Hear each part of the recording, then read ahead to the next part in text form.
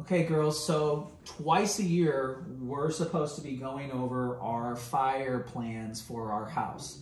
This is important because if we have a fire in our house, we need to know what to do. So a couple of things that I printed out and that we have to go over is what we would do in case we had a fire. First is our escape plan. So you can see this is our top floor. And essentially, you would just go down the hallway. You would come out of your room. Abby, you would come out of your room. We'd go down the stairs and out the front door. And we go to our meeting spot at the tree in the front yard. So we know that our spot for our house is the tree in the front yard. Okay? Now, if there is a fire in the hallway or somewhere upstairs and we can't get down the stairs, we would grab one of our toys and different things that we have in our rooms. We would open our windows up, push out our screens, and throw as many toys as we can out into the yard. So that's one way we can get the firefighters' attention when they come, and then you can scream and yell out your window or bang on your window. So those are a couple things that we can do if we have a fire in the house. Now, if we're able to get out, Evie, what are a couple things that we can do when we have a fire? Get out and stay out. Go to your safe meeting place. Great. So if we have a fire, we get out and we stay out. We don't go back in. If one of our dogs, Dottie, Foxy, or Roo, are in the house, do we go back in after them?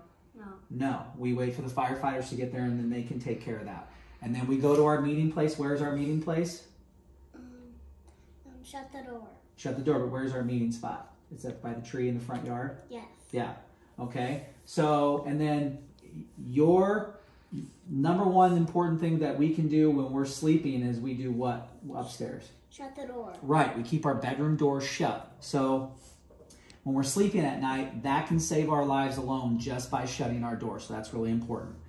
Now, aside from reviewing this twice a year, there's a couple other things that we can do. We can make sure all of our smoke detectors are working in our house. Okay, we can have our safety plans, which we have. Another thing that we need to know how to do is know how to dial 911. So we can go to a neighbor's house, or we can press the power button on our iPhone 5 times if that feature is enabled. We don't play with matches, right? We don't touch things on the stove. And then we don't have any heaters running at all times, or at least we check our cords to make sure they're not getting hot. So these are a couple things that we can go over as families. All of these resources that I printed out were all online, so you can Google these things. Fire safety tips, get out, stay out, shutting your door. These things can help your children and help your family visualize the best ways to teach them to be safe and for us to know what to do if there is a fire. So thank you, girls, and be safe.